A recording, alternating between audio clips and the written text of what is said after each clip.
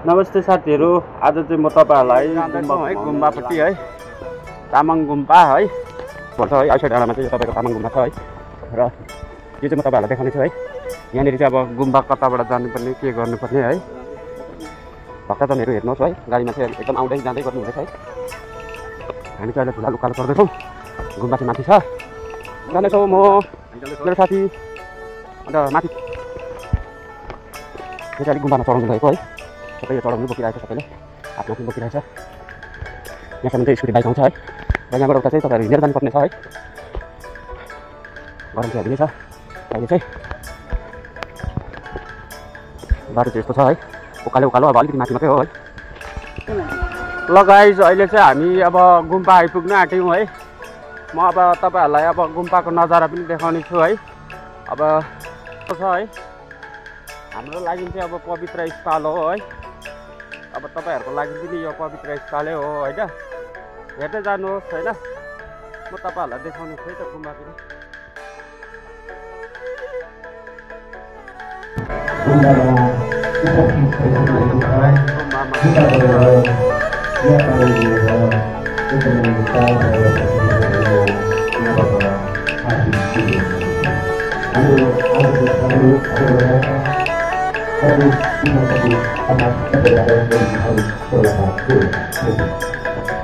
एकदमै भिड छ है, तपाईहरु हेर्न सक्नुहुन्छ है। यो माथिल्लोपट्टिको हो जग्गा है।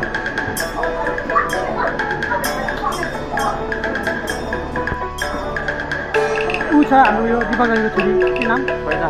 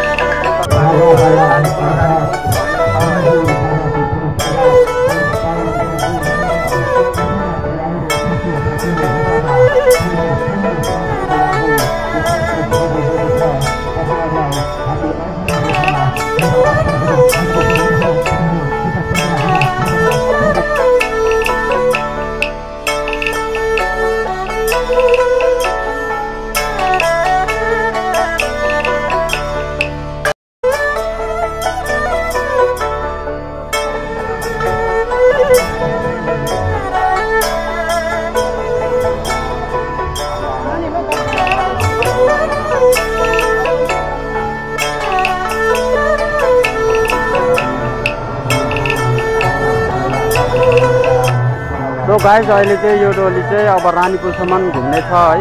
तपाईहरु हेर्नुहोस् हैन। म तपाईहरुलाई नजारा देखाउने छु है। हेर्दै जानुहोस् है तपाईहरु।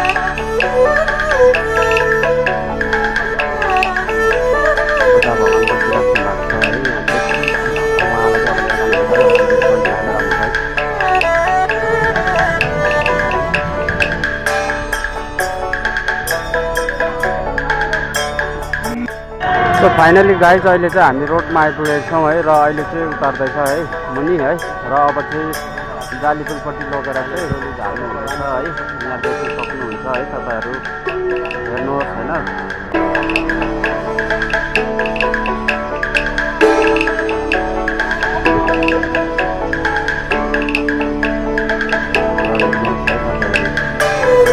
माथिबाट है, माथिबाट साथी भाइ दाजु बहिनी दिदीबहिनीहरू सबै मिलेर लिएर आउनुहुँदैछ विद्यार्थीलाई है र अहिले चाहिँ घुमाउनु लानुहुँदैछ है